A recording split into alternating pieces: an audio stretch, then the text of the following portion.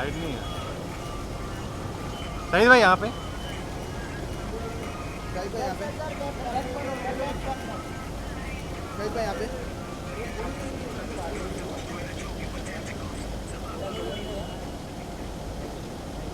एक solo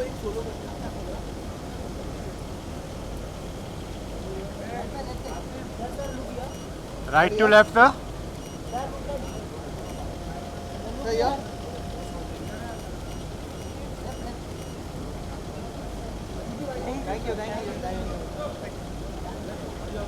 thank you Shahid भाई।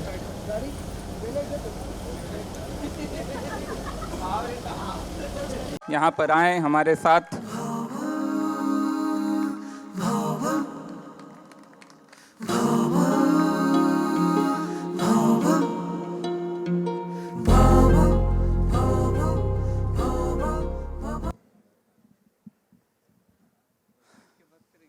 हाँ, बैठ के बात करते हैं क्योंकि हारमोनियम है हमारे पास। जी नमस्कार। बहुत बहुत ही कैसा दिन है बताऊं कि मुझे इतना अच्छा लग रहा है कि जो फिल्म मैंने प्रोड्यूस की, जिनकी वजह से मैं यहाँ आया और मैंने जो भी कमाया ज़िंदगी में वो यहाँ हैं। और आसमान जो कि मेरा बेटा है उसकी फ़िल्म के लिए मैं यहाँ हूँ। मुझे बहुत बहुत बहुत ही खुशी है इस बात की। और माचिस के वक्त जब म्यूज़िक कर रहे थे हम लोग, तो मैं गुलजार साहब से बहुत सवाल करता था स्क्रिप्ट को लेके। और क्योंकि शुरू से ही जब उस फिल्म का बीज पड़ा था कहानियों में, कहानी कर रहे थे, तो मैं तभी से गुलजार साहब से बहुत सवाल करता था। तो डांट भी बहुत पड़ती थी, पर गुलजार साहब ने उस वक्त मुझे एक बात बोली थी कि तुम 5 साल बाद डायरेक्टर बनोगे, जो कि मुझे उस बात का कोई सिर पैर नज़र नहीं आया था कि ऐसा कैसे होगा, पर वैसा हुआ। तो गुलजार साहब फ्यूचर देख लेते हैं, तो और ये हुआ। और मैं पहली मुलाकात कैसे हुई गुलजार साहब से, कहाँ मिले? अब पहली मुलाकात तो मिठाई की दुकान पे हुई थी, सफदरजंग एनक्लेव में, दिल्ली में। गुलजार साहब एक रिकॉर्डिंग के लिए आए थे।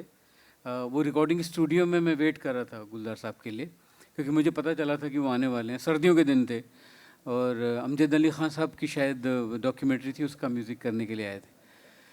और गुलजार साहब रास्ता भूले और मुझे रास्ता मिला कि गुलजार साहब का फ़ोन आया कि मुझे स्टूडियो नहीं मिल रहा है। तो मैंने पूछा आप कहाँ हैं?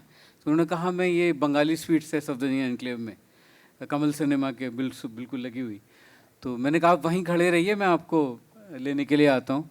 और उस 2 मिनट के रास्ते में मैंने अपना हाले दिल गुलजार साहब को बताया। फिर मैं बॉम्बे आया और फिर जंगल बुक का गाना हुआ, माचिस हुई, सब हुआ। वाह, क्या बात है। तो इसी पर हम एक फरमाइश रखें आपके सामने। जी जी बिल्कुल। बहुत पसंदीदा हमारा एक गीत है जो आपने और गुलजार साहब ने बनाया है, बेकरां। तो अगर आप सुनाएं।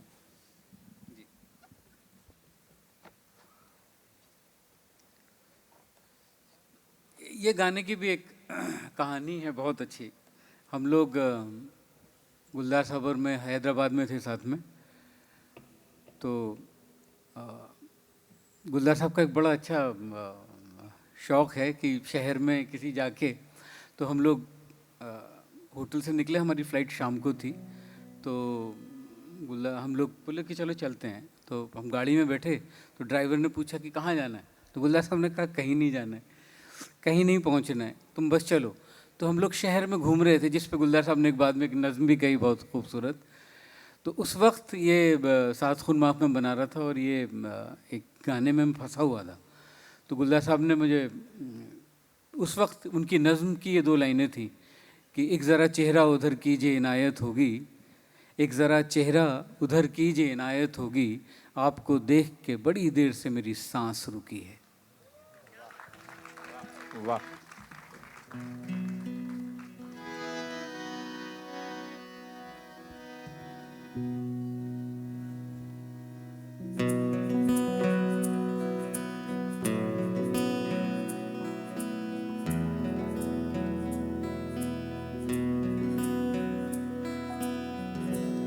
बेकरां है बेकरां,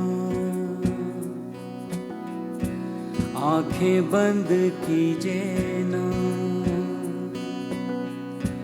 डूबने लगे हैं हम,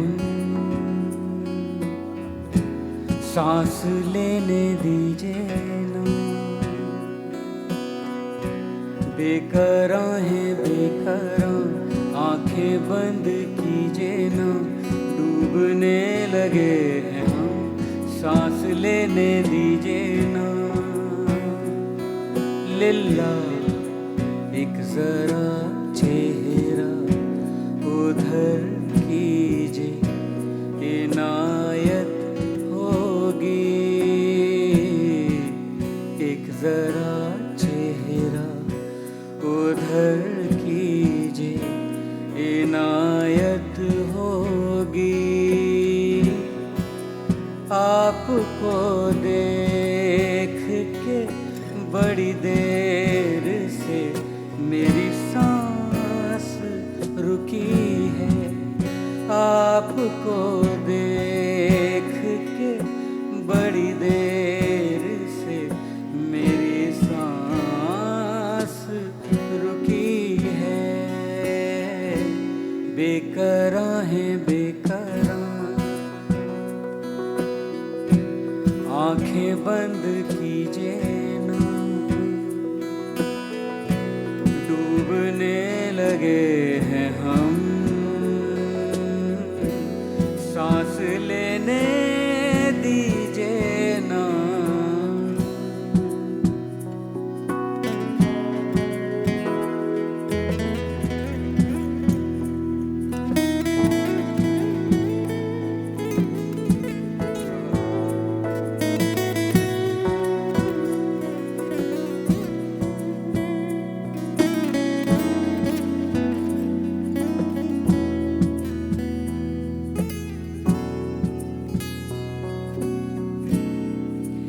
एक जरा देखिए तो आपके पाँव तले कुछ तो अटका है कहीं, वक्त से कहिए चले, उड़ती उड़ती सी नजर मुझको छू जाए अगर, एक तस्लीम को हर बार मेरी आँख झुकी है, आपको देख के बड़ी देर से मेरी सांस रुकी है। बेकरां है बेकरां, आंखें बंद कीजिए ना, डूबने लगे हैं हम, सांस लेने दीजिए ना। लिल्ला। वाह वाह वाह वाह वाह वाह, शुक्रिया शुक्रिया शुक्रिया, कमाल कमाल। तो ये कार्यक्रम आज का जो है ये छप गया था कहीं अखबारों में कि ये इस तरह से होगा, तो उसको थोड़ा सा वो क्या है, जो भी वो पढ़ के आए उनको बता दूं, अखबार पे और खबरों पे अब भरोसा करने का ज़माना रहा नहीं है, तो हम बदल देंगे कार्यक्रम थोड़ा सा। एक और मैं फरमाइश रख दूं तो वो दिल तो बच्चा है जी।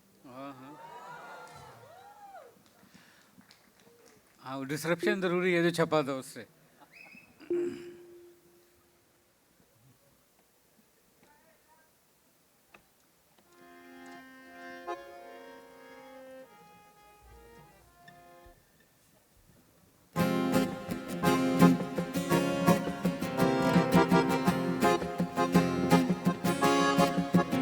ऐसी उलझी नजर उनसे हटती नहीं,